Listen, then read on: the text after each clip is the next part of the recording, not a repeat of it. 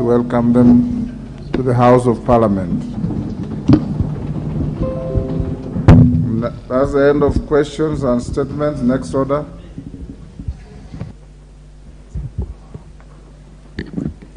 Order number 8, motion, report of sessions of the Organization of Africa, Caribbean and Pacific States and the European Union Joint Parliamentary Assembly. Question to be put. Honorable members, I now beg to put the question on order number 8, that this House notes the report of the 61st session of the Organization of Africa, Caribbean and Pacific, OACPS, Parliamentary Assembly, and the 42nd session of the SCPE Joint Parliamentary Assembly, laid on the table of the House on Wednesday, November 30th, 2022. Will as many as of that opinion say aye? Aye. Will those of the contrary opinion say nay? The ayes have it. Next order. Order number 9, motion, report of the proceedings of the first ordinary session of the 6th Pan-African Parliament.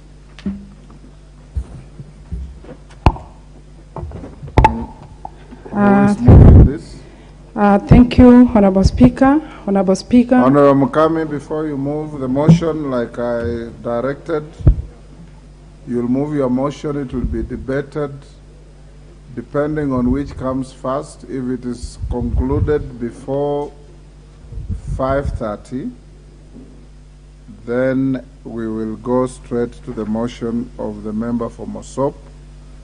If you will still be debating by 5:30, we'll truncate the debate and go to the motion of the member for Mosop, and your motion will be stayed to continue tomorrow afternoon.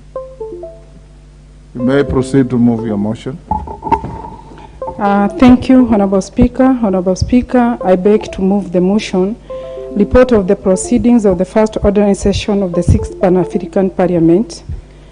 Honorable Speaker, I beg to move that this House notes the report of the Kenyan delegation to the Pan-African Parliament, PAP, on the proceeding of the first ordinary session of the 6th Parliament, laid on the table of the House on Tuesday, 28th February 2023. Honorable Speaker, the first ordinary session of the 6th Parliament of the Pan-African Parliament took place on 23rd October 2023 to 12th November 2022 at the Galafa Convention Center, Midrad, South Africa. The session was held up under the African Union theme of the year, Building Resilience, Nutrition on African Continent, Accelerate the Human Capital, Social and Economical Development. The Kenya delegation to this meeting comprised of the following: Senator Danson Mungatana, leader of the delegation, Senator Professor Margaret Kamal, myself, Joseph Karasinga Majibo, and Hon Esther Mudhoni Pasaris. Honorable Speaker, the session was graced by the following dignitaries: Hon Leonard Ramola, Minister for Justice and Correction Services, who represented the President of the Republic of South Africa. Retired Honorable Dr. Sidia Mohamed, Tunis Speaker of the Economic Community of the West Africa States. Retired Honorable Fatou Lahi, Speaker of Palestine National Council. And retired Hon Baroness Patricia Scottrad, Secretary General of the Commonwealth. During the session, the PAP undertook swearing in of new members,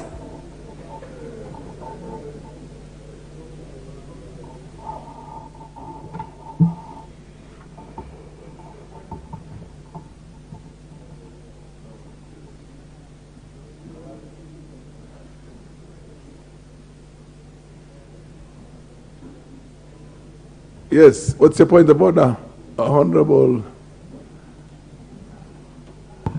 Honorable Speaker, I'm starting on a point of order on starting order number 212. Yes. D. And I want to raise to the attention of this House and yourself, Honorable Speaker, that the mandate of the Committee on Regional Integration, number D, is to examine the records of all relevant debates and resolution of the meetings of the Pan-African Parliament, the African, Caribbean, and Pacific European Union Joint Parliamentary Assembly, and other regional integration bodies. Honorable Speaker, it has become a norm in this House that such debates are brought to this House and they do not find their way in the Committee of Regional Integration, and we do not interact with any of this kind of debate, and none of my members even attend the delegation. And I want you to guide the House if it is in order, because last week, or the question that has just been put on order number 8 was also on a related debate. So in the past, my experience when I served in Regional Integration Committee,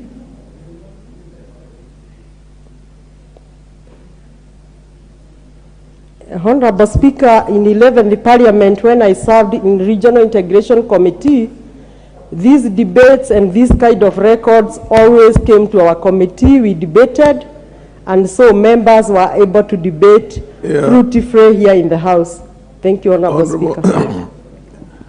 Ordinarily, the rules are that we have to abide strictly with the standing orders of the House. It is within the same standing orders of the House also that when a member moves a motion, regularly or irregularly, you wait until it is moved and then seconded and then rise on a point of order to contest.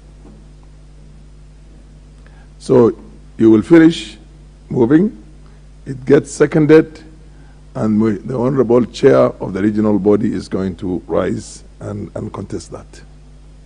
Thank you. Thank you, Honorable Speaker. Honorable Speaker, during the session, the PAP undertook swearing in of new members from Kenya, Burundi, Mozambique, Morocco, Somalia, Tanzania to the Pan-African Parliament. The delegation from Kenya was sworn in on Thursday, 10th November 2022. Additionally, Honorable Speaker, a number of issues affecting the member states were deliberated on, including a motion calling for the cessation on conflict in the Democratic Republic of Congo, DRC, as well a consideration of the document amending the PAP rules of procedure. Thereafter, the clerk made a presentation on the draft resolutions and accommodation of the first ordinary session of the 6th Parliament of Pan-African Parliament, and in total 18 draft resolutions and 3 draft recommendations were adopted. The President of the Pan-African Parliament, President Shiv Fortune Cherubira, presented a performance review report that assessed the tangible achievement, assessed the performance, and identified the strengths and weaknesses of the institution. As it sets its goals for future performance, this move was aimed at increasing the confidence of African parliamentarians in the current leadership ability to effectively deliver on its commitment to revive, renew, reposition Africa's supreme parliamentary body. He underscored the need for Africa legislature to demonstrate the results of work that PAP was doing in order for them to win the support of African citizens. He stated that the PAP had demonstrated its relentless as it continued to undertake its responsibility towards enhancing peace, security, promoting democracy, and rapid socio-economic development of the people of Africa. He further stated the newly elected Bureau had committed itself to the rejuvenation of revitalization of the PAP as evidence of the achievements that had been recorded within its short period. Honorable Speaker, the PAP President explained that the results of the performance review report were anchored on the 4 thematic objectives of the PAP 2019-2023 strategic plan, which includes strengthening the parliament function of the PAP and the enhancement of knowledge management responsibilities on the continent. The report highlighted the following key initiatives and results. The entrenchment of the principle of rotation in election of the Bureau and Bureaus of the 6th Parliament of the PAP. Hosting of the first meeting of the permanent study committees. The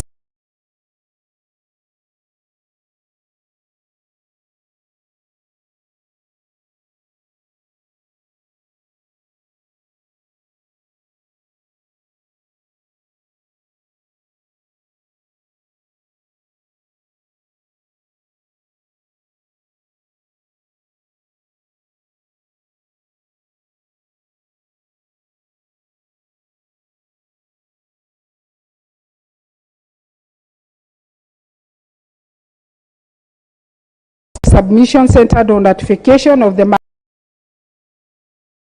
Malabo Protocol, budgetary constraints faced by Parliament, and the urgent need for parliamentarians to discuss issues aimed at improving the livelihoods of African citizens.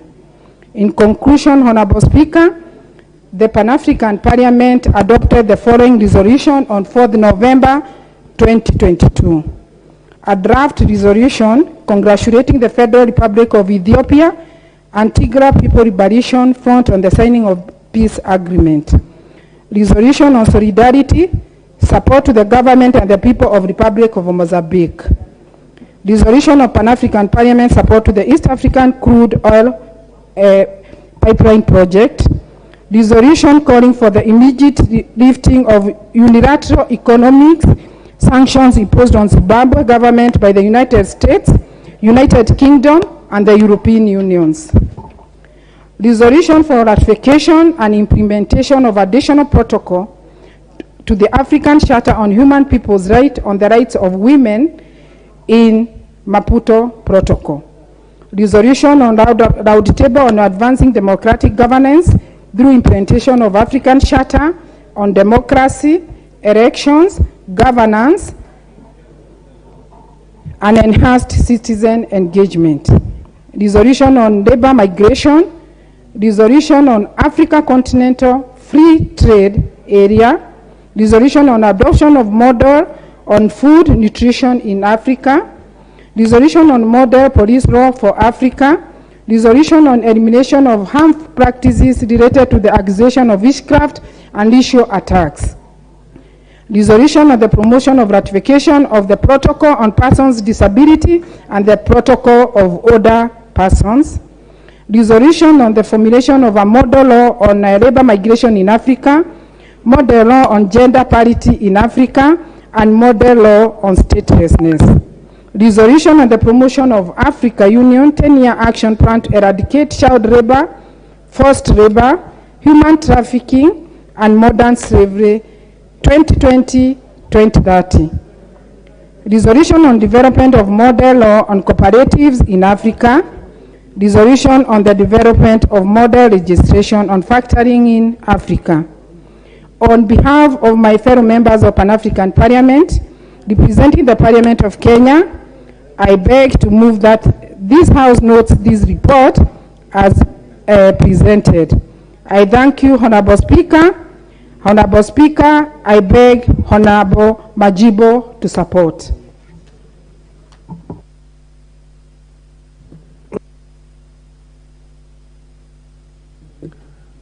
Who is seconding? Okay, President, second. Thank you, Mr. Speaker. I rise to second this motion.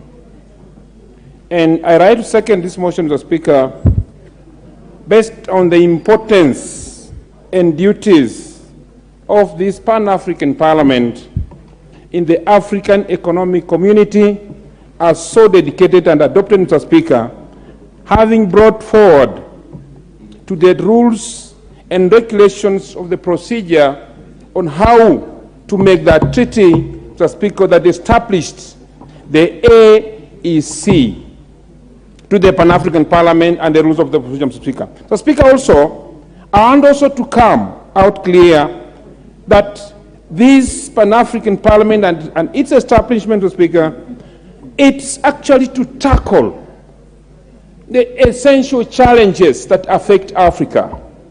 essential challenges affecting Africa, Mr. Speaker, range from the diverse languages we get in Africa from the diverse colonialists that took Africa its interest, Mr. Speaker. You realize, Mr. Speaker, that Africa being one color, but we have different languages. Pan-African Parliament is aimed at looking at how to unite with the diverse kind of languages we have and make Africa as one. Mr. Speaker, also this Pan-African Parliament has also what it does to widen and deepen the integration of African states. And also, Mr. Speaker, when we look at the report that was put forward, Mr. Speaker, Pan-African Parliament looked at how we can, as Africa, be independent from, Mr. Speaker, the sanctions of foreign nations sanctioned on Africa because of what Africa does good and deems good for itself. Mr. Speaker, therefore, Mr. Speaker, without taking much time, since I'm just coming up to second this motion, I had come to this level, Mr. Speaker, because PAP, as an institution, brought out the domestication of the international law, African domestication of the international law on how to put forward the labor movement and how we must be treated outside than here. Mr. Speaker, you realize that we have those who move from Africa to other continents to look for jobs and mistreated there so badly, Mr. Speaker. So this is part of the concern that was put forward, Mr. Speaker, on the floor of the House. And finally, Mr. Speaker, Pan-African Parliament, which sits in Midrand, South Africa, Johannesburg, Mr. Speaker, has extended the invitation of His Excellency, the President of the Republic of Kenya, in May, Mr. Speaker, to officiate the opening of its parliament to give Kenya, and that's how Kenya is given respect, Mr. Speaker, in the African continent. It's taken as one of the biggest economy in Africa, and we feel proud of it. Finally, Mr. Speaker, Kenya was respected for presenting 3 women and 2 men, Mr. Speaker. It was given the respect in Africa for checking a gender, taking women very serious. That's giving out the fact that we are given, and that's why we are respected from Mr. Speaker. Therefore, Mr. Speaker, without much ado, I come here, Mr. Speaker, and second this motion. Thank you, Mr. Speaker.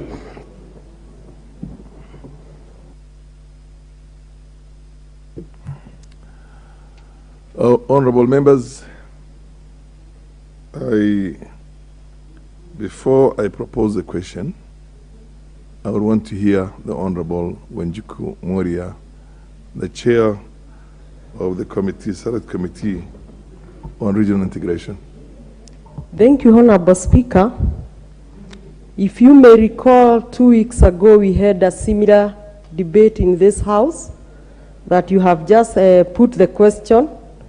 And during my debate, I did put for record that it was premature to bring that debate in the House before it found its way in my committee. Honorable Speaker, if you read Standing Order 212, which my committee is founded on, in particular C and D, it is the committee's mandate to examine the records of all relevant debates and resolutions of the meetings of the Pan-African Parliament, the African, Caribbean, and Pacific European Union Joint Parliamentary Assembly, and other regional integration bodies. Honorable Speaker, it is my hope that the drafter of this standing order was in mind that the Regional Integration Committee is purely mandated to interrogate matters on regional integration, knowing very well that all the bilateral talks, all the bilateral agreements mainly originate from these joint parliaments. And as such, I'm concerned that this is a second debate, and therefore I would wish that you guide the House, though I have written a letter to the Liaison Committee. Unfortunately, we have not been able to sit for the last 2 Wednesdays, So if you find it well, you may still guide me where I should execute this matter more. But in my view, it is premature for this House to debate this report before it is examined and interrogated by my committee. And Honorable Speaker, for purpose of strengthening this House, at times when committee members debate a report that they have interacted with, they shape the debate in the House. A member like Honorable Mureu may not be well informed about Pan-African proceedings, but when members of Regional Integration Committee, who are more than the two who are nominated, speak on these matters, the House will be able to be informed about Pan-African proceedings. But when members of Regional Integration Committee, who are more than the two who are nominated, speak on these matters, the House will be able to follow the debate, and they can have more understanding, and they can debate from a point of authority and information. With that, Honorable Speaker, I beg you give the guidance. Though I see quite members wishing to discuss on the same.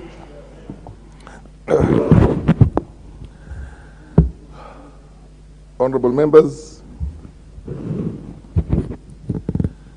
here is an issue that merits a communication from the chair. Indeed, Standing Order number 2012-212,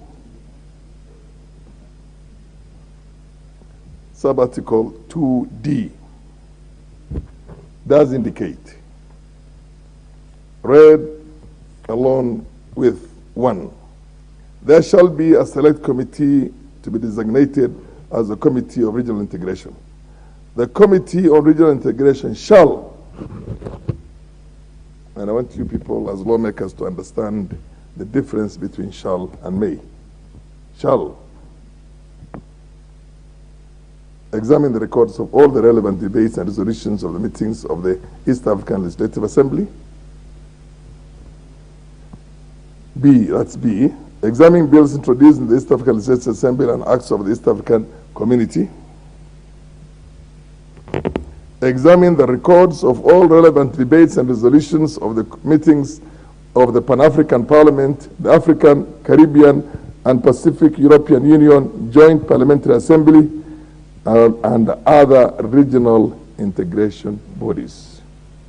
Inquire into and examine any other matter relating to regional integration generally requiring action of the House. Generally requiring action of the House. The House is now acting on the report of the Pan-African Parliament,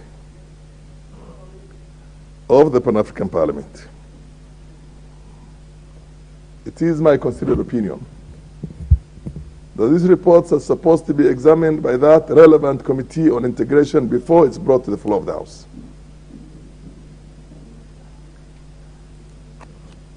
Although this ruling is being given belated, and this is a matter, in my opinion, the Honorable Wanjiku Muhia and her committee should have raised on the floor of the House for the chair to give a ruling on. And in the process, we have created almost a quasi-tradition of debating these things before they come to your committee, including the one which was tabled, debated, and even the question was put and passed. But nonetheless, it's my opinion that a wrong is always a wrong, even if that wrong did pass before.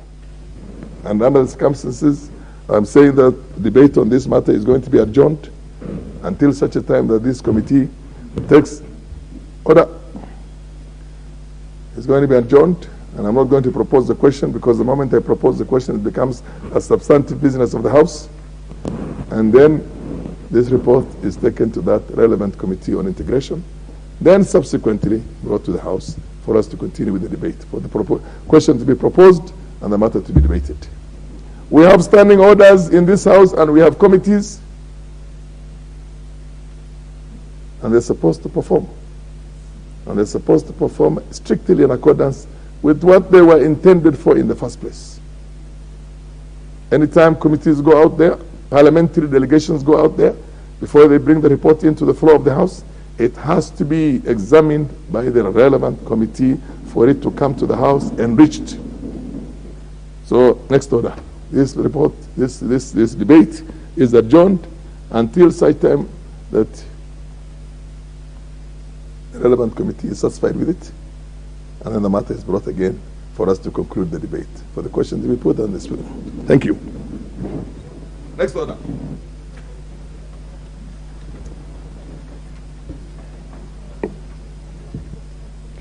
Order number 10. Yes, what's your point of?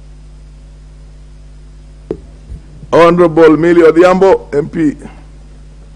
I don't know whether it's Rusinga or Mbita. Subano. Suba, oh my God. Thank you, Mr. Speaker. Change the name again. Yeah. Thank you, Mr. Speaker, and thank you for the guidance and clarity that you have given. Indeed, I was a member of the Pan-African Parliament, and the direction you've given is correct.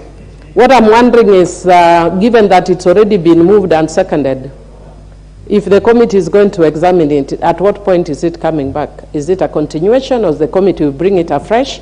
Because even in the past, it's actually the committee that moves the motion, not the members. The members contribute. So maybe you can give guidance that when it comes back again, at what point is it coming back? Is it being moved afresh? Thank you. The Honorable Opio Wandai, Minority Leader.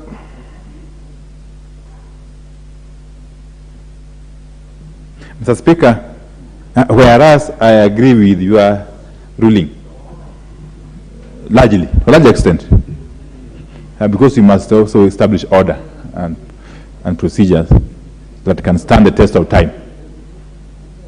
And I'm very convinced that the committee chaired by the Honorable Wanjiku Muhia is capable of doing that examination. Mr. Speaker, my only question is, what would such examination, especially of a report which has already been put together by a delegation of this House, entail? What would that examination entail? And what kind of latitude does the committee have in such circumstances? For instance, does it have the latitude to reject, to amend, or otherwise vary? What does the examination really entail? That is important.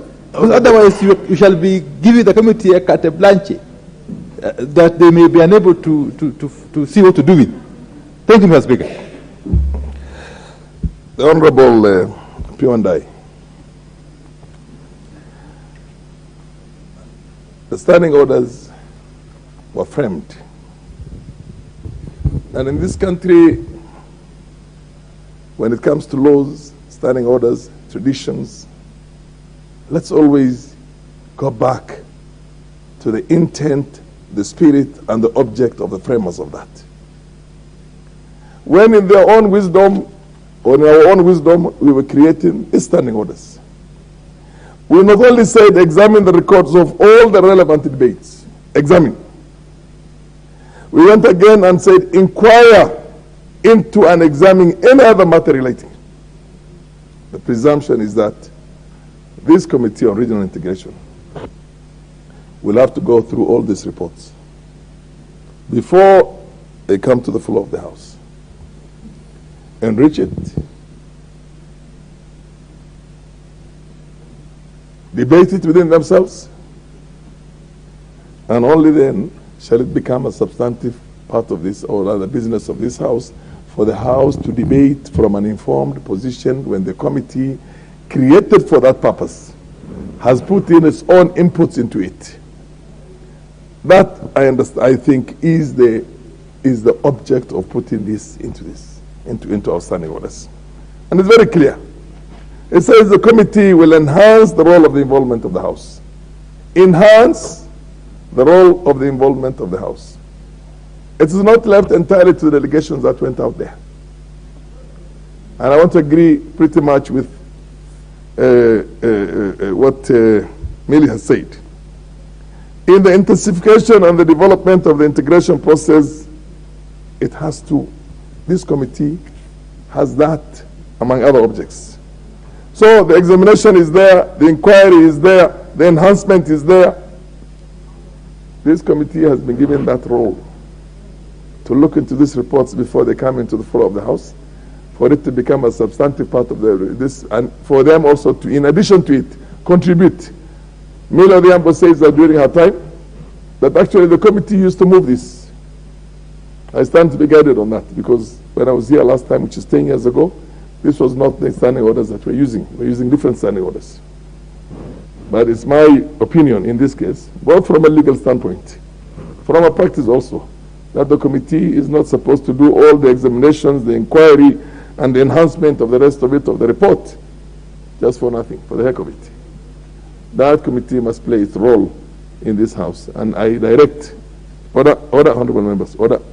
I direct that this report be taken to the committee on regional integration, and this substantive, this motion, this business again, to be brought back. All that we're going to do is we're going to propose the question. The report does not become a substantive business of the House before it's proposed by the chair. Only then is when it's going to become a substantive business of the House. And once it's proposed, then of course everybody can weigh in. I thought we were putting this to rest, but Rosa Buyu, I'll give you the last question. The last, what do you call, point of order. Thank you, Mr. Speaker. Mr. Speaker, I just want to support your ruling, because two wrongs do not make a right. And standing orders were made for Parliament and by Parliament to ensure that our proceedings are in line with what we want to do. Mr. Speaker, I think that the fact that the chair of regional integration committee has brought it out, and has brought it out in good time, I think your ruling is apt. And if we are to ensure that Parliament sticks to its rules, it is the right ruling, and we must not be scared to go back to it. Thank you, Mr. Speaker. Order, honorable members, the chair had said next order. So there was a little bit of a leeway that was given because of the fact that the matter. Wakili Muriu, what exactly is your point of order? I hope it's not on what the chair has already ruled on. Mr. Speaker, sir. And let's also not use this as an intellectual, exercise. Mine was to give your hand a better glove. Yes. On your ruling. Bear in mind the fact that understanding order 212D, it's clear. And as my colleague has said, Mheshimiwa Mboyo has said, making two wrongs does not make one right. And therefore, this is a house of rules, is a house of procedure, and I think the writers and the drafters of the standing order are very clear that for a matter to become substantive before this House, the chair of that committee must own it and bring before this committee. So at least again, there is a wider consensus, a wider understanding of those matters. So, Mr. Speaker, sir, I just want to give you a glove on your hand, on your own, what you have said, and support it. Thank you so much. Yes, that was actually raised mentioned by the Honorable Emilia Odhiambo, the MP for Suba, and I think that is an area which I totally agree with you. Order, honorable members. I think we've disposed of that business.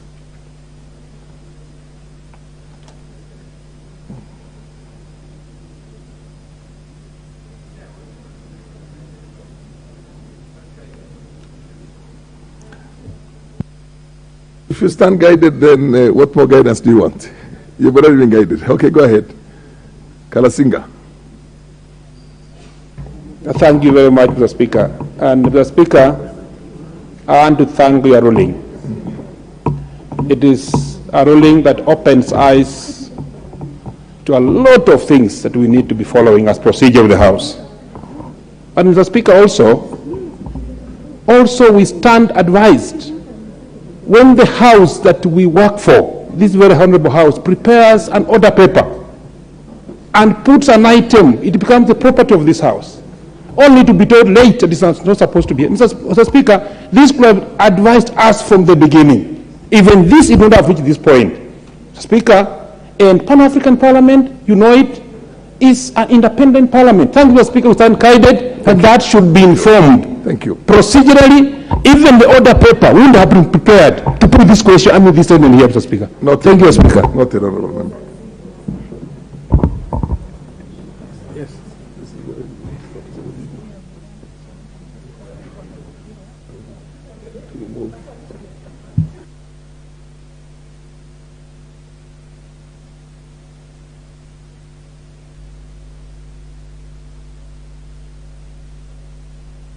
Honorable members, as the communication from the chair by none other than this one is already done, but then by none other than the speaker, was that on the conclusion, or rather the moment we conclude this debate, which we have concluded already, concluded in the sense that we have deferred it until such time that it conforms with our rules, that we are going to go straight to a motion of adjournment by the Member of Parliament for Mosop.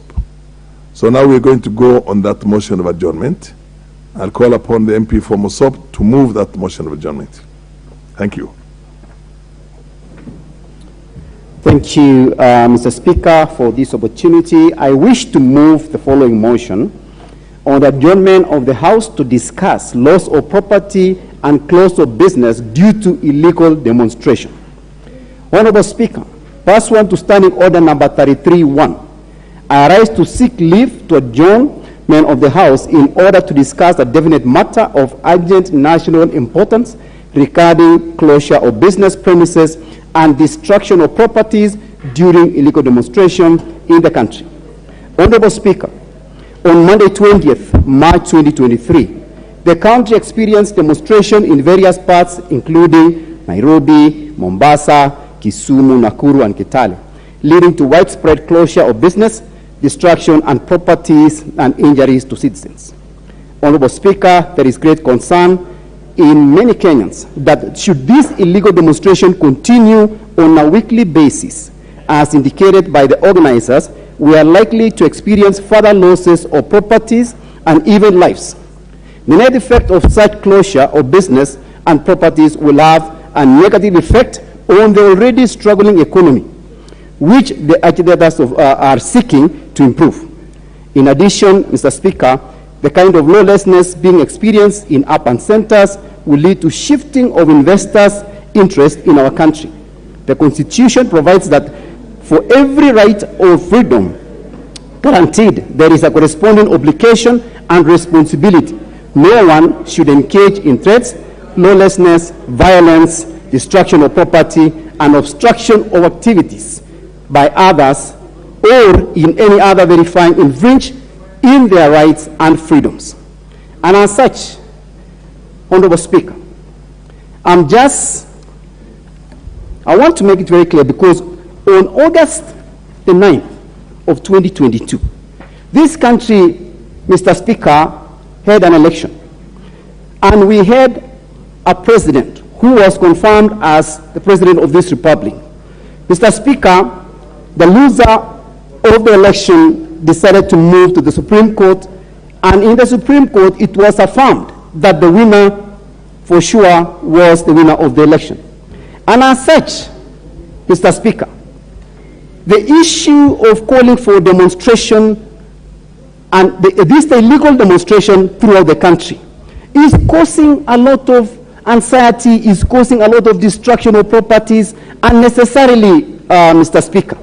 So I appeal, and I am seeking the Inspector General, the Cabinet Secretary of Interior, to enforce law to its maximum. Because this weekend, or the last 2 days, this weekend, Mr. Speaker, on the 20th, that was on Monday, properties in Kisumu was burned, looting took place, we ended up losing millions of shillings in the process, and it wasn't necessary for us to go through that route. Because according to Article 37, Mr. Speaker, and I will read it here, it says every person has the right to peaceful and armed to assemble, to demonstrate, to picket, and to present petitions to public authorities.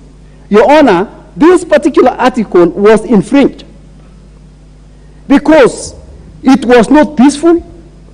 There was loss of property. Some lives were lost. And as such, with the loss of such, then it was illegal. And as such, the party and the leadership that led the demonstration should be made liable to pay the damages, Mr. Speaker. The party and the leaders who organized and led the demonstration should be should be liable to take care of it. We lost about 2 billion shillings here in Nairobi because so many businesses were closed. Many people didn't go to their jobs. Mama Mboga, Boda Boda, they stayed in their homes. So they lost so much revenue. And as such, this demonstration, Mr. Speaker, has been going on every year when someone loses an election. What's the point of order? The MP for...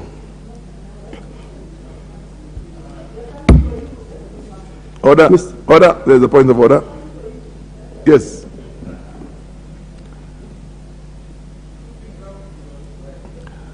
Can you give the mic to the Member of Parliament for... Honorable Chair, I know we shall substantively discuss this at the right time, the issue that has been advanced by my colleague here, but he talks about a particular amount of 2 billion shillings. Can he substantiate by providing data as to who carried out the valuation and arrived at 2 billion shillings as the amount that was lost on Monday, Honorable Speaker? I thank you. Continue. Thank you, Mr. Speaker. And as I said, the damages that the country incurred due to illegal demonstration in various parts of this country is in excess. If we were to call all the retailers who closed their businesses for fear of looting, because there were businesses that were looted and they lost millions. But we are talking of about a countrywide where we lost a lot of money. In excess, if we were able to it would be more. But my appeal and my request is that the individuals who organized, the individuals who led, which is in this case the leaders of AZIMIO party, should be held responsible to pay for the damages. Because if this continues on a weekly basis, Mr. Speaker, it will bring this country to a standstill. And as such, as responsible leaders, the measures has to be put in place to make sure that nobody wakes up one morning just because they lost an election and say, I'm going to go to demonstration. Because if we did an election and for sure we had a winner, democracy may not be the best system, but it is the best that we have. If you compare it to socialism, tyrannism, and many other systems, democracy is the best. And it says, once we've declared a winner, then the rest of the losers have to accept, and we move until the next election. But it has become a pattern that when someone loses an election, the next thing it does is to call a demonstration so that they can either have a portion of the government. So the only option is to have them pay or compensate the losers or the people who are losing their property, their businesses, and even lives. Because what is the government doing? The IG, Inspector General, has been given responsibility to make sure and enforce that there is peace in the country. So that if there is such demonstration that is illegal and also not peaceful, they should be able to enforce law, arrest those people who exactly are doing the demonstration, who are causing mayhem, because if it was peaceful, we could not have lost life. If it was peaceful, they would not be looting. If it was peaceful, people would not be closing their businesses. So I urge the CS of Interior, I urge the PS, the IG to continue to make sure the rest of the Kenyans will continue to enjoy their rights to live in this country and do business in this country. Mr. Speaker, this week there were some investors who were present in the country. When this chaos started and demonstrations started, they decided to get their tickets and go back. And they decided Kenya may not be the best place to invest. And as such, Mr. Speaker, if we continue to lose tourists, if we continue to lose investors, when is this economy going to recover? Why do we allow one individual or a few individuals to continue to cause instability, to continue to cause loss of revenue? And we know the claims that they are saying that we want the servers to be open. The servers are there. You go to the website of IEBC, you will be able to see. The results that was declared at the polling station are the forms that you will need. There is nothing like a server to be open. So, Mr. Speaker, I wish to continue to urge the government that is in place to instill and make sure the peace is prevailing in this nation. We cannot agree. Every week we are closing businesses. Every week we are not able to do anything in Nairobi, in Eldoret, in Kisumu, just because somebody has declared it is a public holiday. So let's go and demonstrate. As such, I am just requesting that we continue to discuss as we discuss this particular motion, but in real facts, we want the Inspector General, the police all over the country, and I want to commend the police, regardless of all the pressure that they were put in, all the demolition.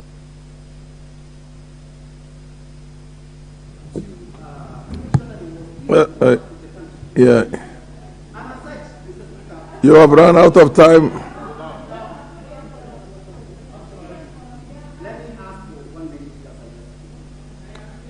Fair enough. Order. You can have 1 additional minute.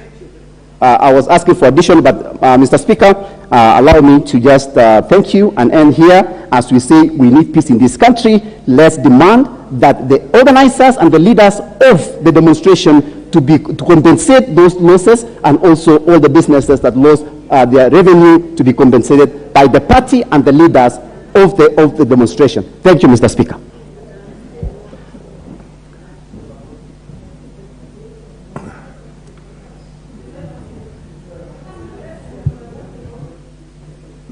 The Honorable, each one of you I think will have 5 minutes. The mover had 10 minutes, am I right? Yeah, he had 10 minutes. The MP for Sotik, Francis Sigay.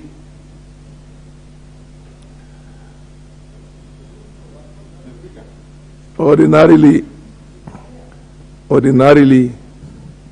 I don't know how the system has changed it, but you would want to seek somebody to second you. Yes. You did not seek. I was requesting Shiwei, member of parliament, second. There's no second in this, under this. Okay, fair enough. Opio Wandai, leader of minority. Down. Order. I have the mic. A lot has changed for the period I've been away, so you. Mr. Speaker, I suppose I've got 10 minutes. Mr. Speaker, you want the speaker? Honorable Wandai. I'm addressing the speaker. Order. Relax. What is itching you? Order. Don't be itched. Unnecessary. Order. Honorable Wandai. Order. Honorable members. Order. Baya. Honorable members, it will be my pleasure to send as many members of parliament out of this house as are going to be unruly. And I'm warning both sides. You address the speaker. You don't address one another across the aisle. And if that should happen, it's not going to matter whether you are the leader of the minority here or whether you are Owen Baya, the deputy majority leader. I will send you out of the house. Order, honorable members. Opio Wandai, proceed. Honorable Speaker, thank you. Let me start perhaps by reminding ourselves You know, in this country, Mr. Speaker, there are people who perhaps have not yet internalized the import of our very progressive 2010 Constitution. And therefore, they are perhaps living in the past. Mr. Speaker, the provisions of Article 37 of our Constitution are so clear, are so unambiguous, that they require no further interpretation. Even a lay person would tell you that that article of the Constitution gives Kenyans unfettered rights to go about their business of demonstrating, picketing, and expressing themselves in whichever they want, whichever way they want. Mr. Speaker, therefore, any other statute, law, or edict by whomsoever, including the police service, that purports to suspend or otherwise deny the enjoyment of the right enshrined in Article 37 of the Constitution is unconstitutional, null and void ab initio. Moreover, Mr. Speaker, I want to suppose, perhaps, even if there was any element of illegality in the mass action of Monday, 20th March, it is not for the National Police Service